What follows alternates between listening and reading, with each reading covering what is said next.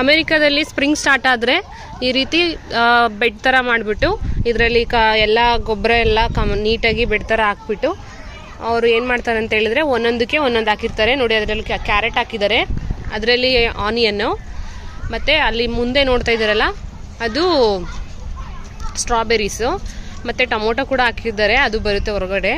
ಇದು ಮುಂದೆ ನೋಡ್ತಾ ಇರೋದು ಆನಿಯನ್ನು, ಈ ಕಡೆ ಎಲ್ಲ ಬೀನ್ಸು ಅದೆಲ್ಲ ಹಾಕಿರ್ತಾರೆ. ನೋಡೋದಕ್ಕೆ ತುಂಬ ಚೆನ್ನಾಗಿರುತ್ತೆ. ಇನ್ನೊಂದು 3 ತಿಂಗಳೊಳಗಡೆ ಕಂಪ್ಲೀಟಾಗಿ ಬೆಳೆದಿರುತ್ತೆ. ಇದನ್ನು ಹಾರ್ವೆಸ್ಟಿಂಗ್ ಕೂಡ ಮಾಡ್ತಾರೆ.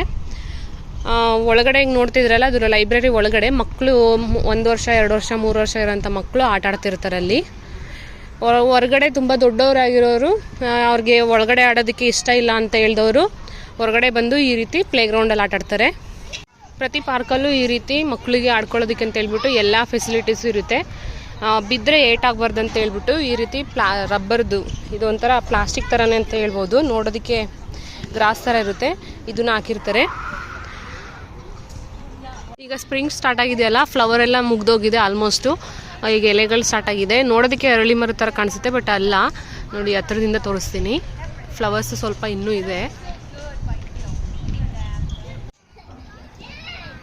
ಮಕ್ಕಳಿಗೆ ಉಯ್ಯಾಲೆ ಆಡೋದಕ್ಕೆ ಅಂತ ಹೇಳ್ಬಿಟ್ಟು ಈ ರೀತಿ ಒಂದು ಮಾಡಿದ್ದಾರೆ. ನೋಡಿ ಲಿವಿಯೋ, ಹಾಯ್, ಲಿವಿಯೋ ಆಡ್ತಾ ಇದ್ದಾನೆ ಈಗ. ಹಾಯ್ ಅಗೇನ್, ಬಾಯ್.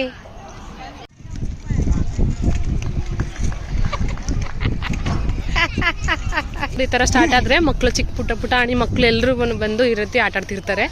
ನೋಡೋದಕ್ಕೆ ತುಂಬ ಚೆನ್ನಾಗಿರುತ್ತೆ. ಈ ವಿಡಿಯೋ ನಿಮಗೆ ಇಷ್ಟ ಆದರೆ ಲೈಕ್ ಮಾಡಿ, ಶೇರ್ ಮಾಡಿ, ಸಬ್ಸ್ಕ್ರೈಬ್ ಮಾಡಿ. ಮತ್ತು ಮುಂದಿನ ವಿಡಿಯೋದಲ್ಲಿ ಸಿಗ್ತೀವಿ. ಅಲ್ಲಿವರೆಗೂ ನಮಸ್ಕಾರ. ನಿಮ್ಮ ಅಭಿಪ್ರಾಯನ ಕಮೆಂಟ್ ಮೂಲಕ ತಿಳಿಸೋದನ್ನ ಮರಿಬೇಡಿ. ಓ